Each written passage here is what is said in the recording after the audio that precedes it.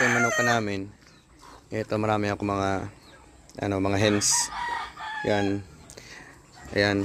Dati hindi yan nag-iitlog. Tagal nilang mag-itlog kasi nakakulong lang sila doon. Isang lalaki, dalawang babae.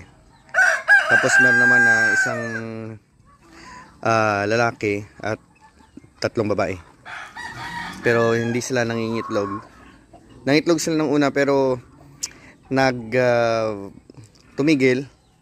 Tapos yung ginawa ko, pinakawalan ko sila kasi pagkakalam ko dapat pag mga hens na to, pag nangingitlog, kailangan free sila at laging may laman yung butsi.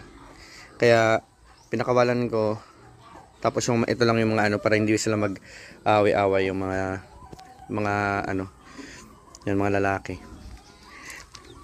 Tapos nilagyan ko sila ng ng egg 1,000 para mabilis ang mga itlog.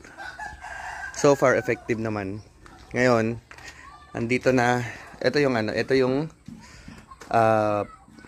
isang set ng ng hen. 14 pieces to, pero hindi niya to sariling itlog. Bali hinalo-halo ko to.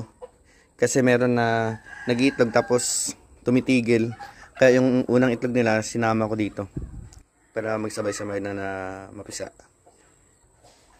Tapos ito naman yung isa.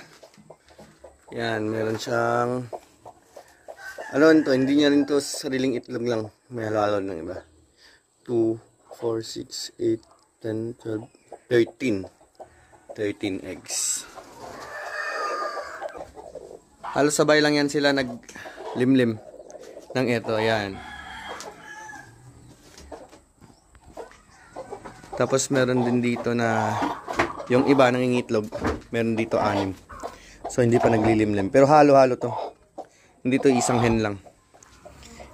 Yan yung effect ng egg 1,000. Tapos dito ito yung pabo.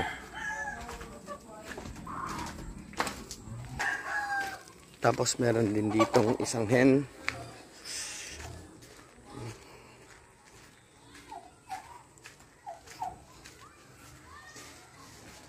Meron ditong nangingitlog, so dito 6 din. Tsaka yung isa dito. Ayan. So meron siyang halo-halo din to. 2, 4, 6, 8, 10, 12, 14 na piraso. So 14, 13, tsaka isa pala kanina yung una 15.